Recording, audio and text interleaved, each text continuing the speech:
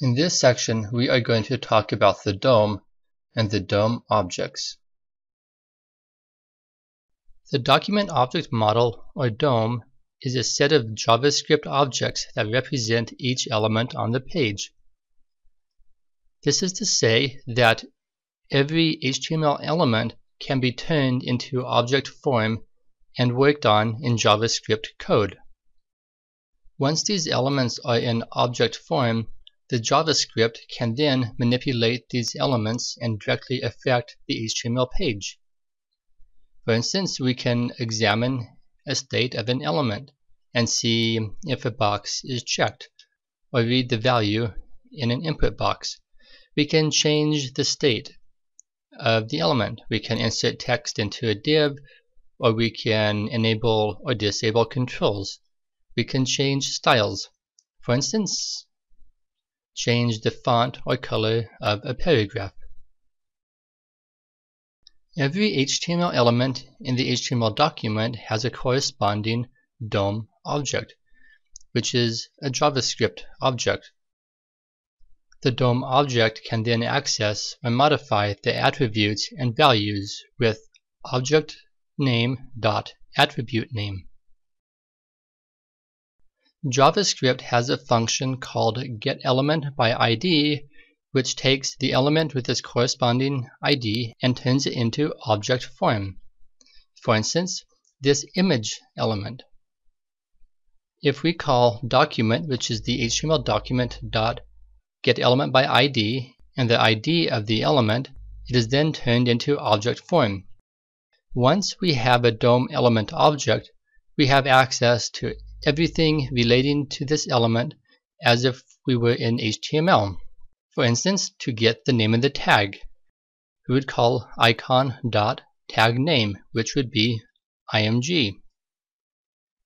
If we wanted to get the source or the image in it, we would call icon.src, and that would give us that value.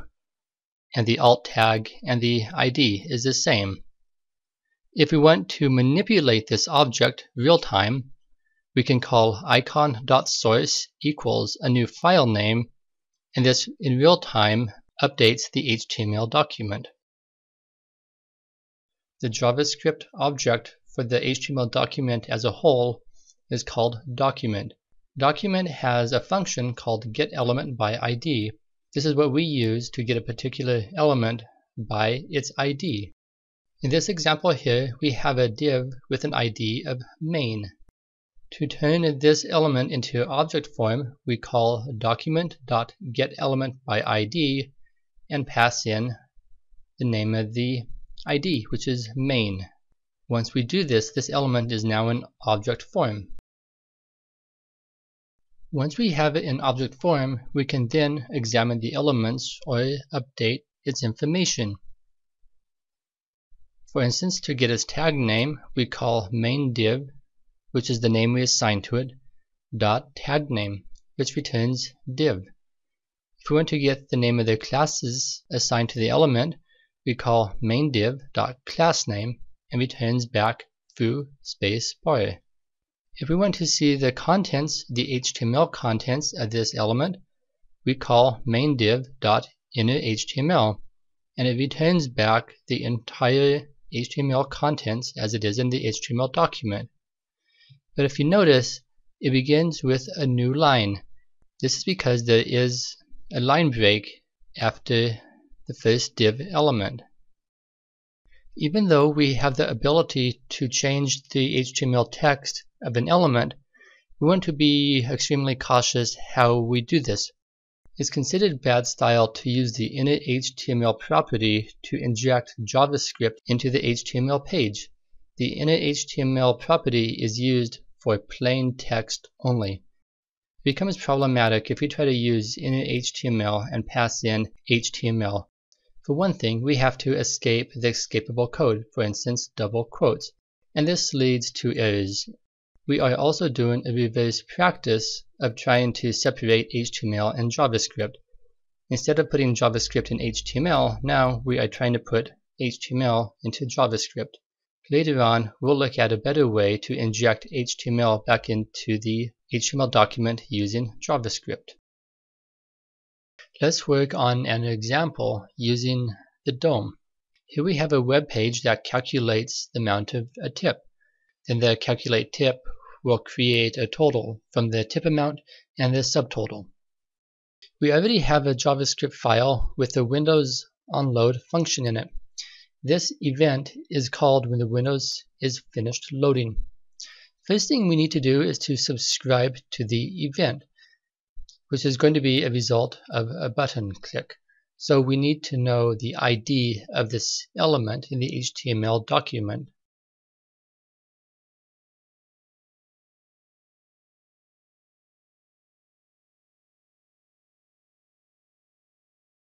Which the ID of the button is calculate. This is the value that we will use in document.getElementById. Once we have our DOM object, we can then subscribe to the event, which in this case will be onClick. We set this equal to a function call, but be careful not to add the parentheses. If the parentheses are added when you are assigning a function to an event, the function is called immediately rather than when the event actually takes place. This is going to function calculate tip.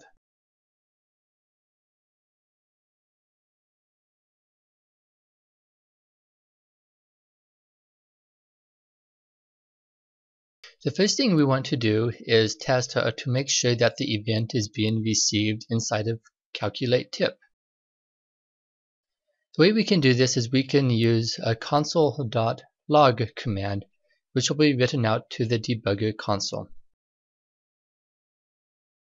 So let's open our JavaScript debugger, refresh the page, and then we'll press the calculate tip button. If you notice, an error was also generated because we do not have the code completed, but we did see that our event was received.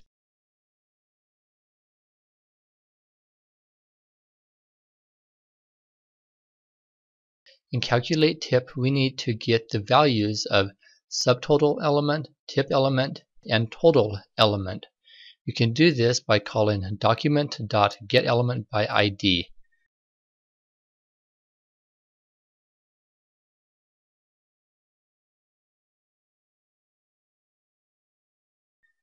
But let's go to the HTML page and find the IDs of the element, which is subtotal, tip, and total.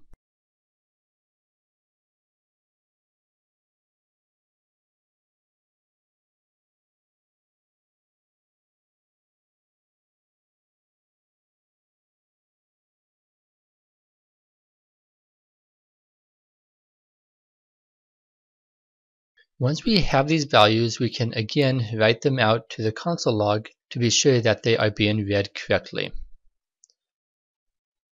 So let's refresh the page, enter some values, and press the button to trigger the event. Next, let's set a breakpoint and look at the values in debug mode.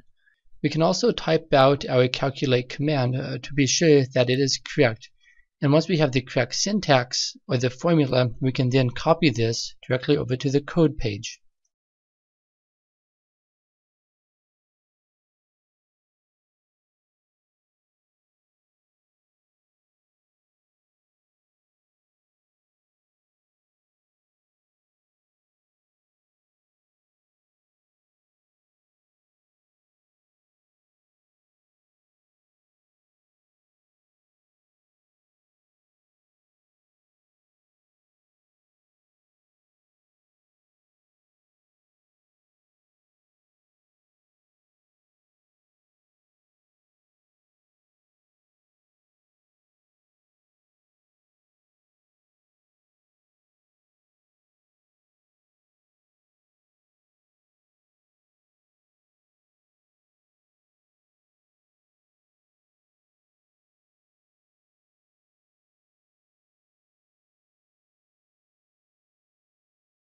You can also use the DOM to set or change the styling of the elements.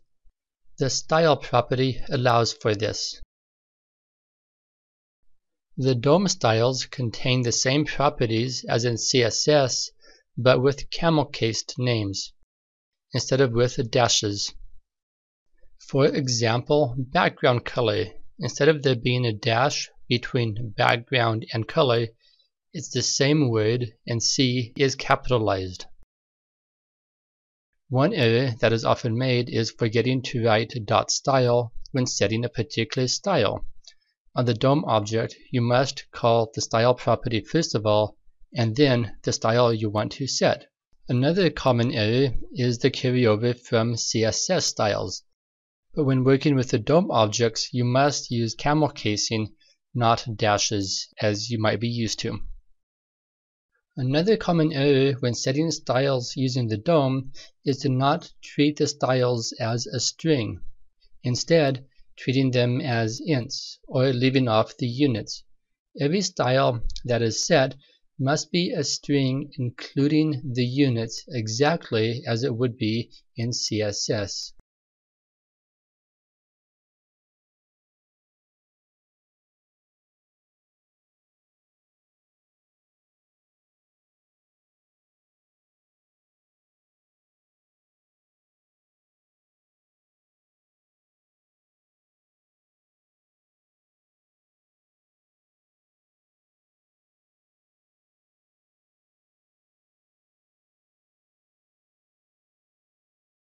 The way that JavaScript uses form controls is a little different than that of PHP. In PHP, we had a form tag with an action attribute where the data was submitted to. However, using JavaScript and the DOM, we can access the values directly in JavaScript. Usually, an event is tied to one or more of the form controls to evaluate them as they are interacted with. As a result, the form tag is not needed unless the data is going to be posted to the server. For a control that has a value entered in it by the user, the value property contains the value that the user entered in the box. For a control that can be checked or selected, like a checkbox or radio button, the checked property is what is needed, and this is a true or false value. Also, a control can be enabled or disabled by setting the disabled property to true or false. A control can also be set to read only by setting it to true. As a rule of thumb, when talking to a text box or select, you usually want its value. When talking to a checkbox or radio button, you usually want to know if it's checked, if it's true or false. For example, in this HTML here, with the select with the ID of captain, we would want to know its value, whether the value is Kirk, PI card, or Cisco. And for the checkbox with ID Trekkie, you would want to know if this checkbox is checked or not. So we would want to look at the checked property.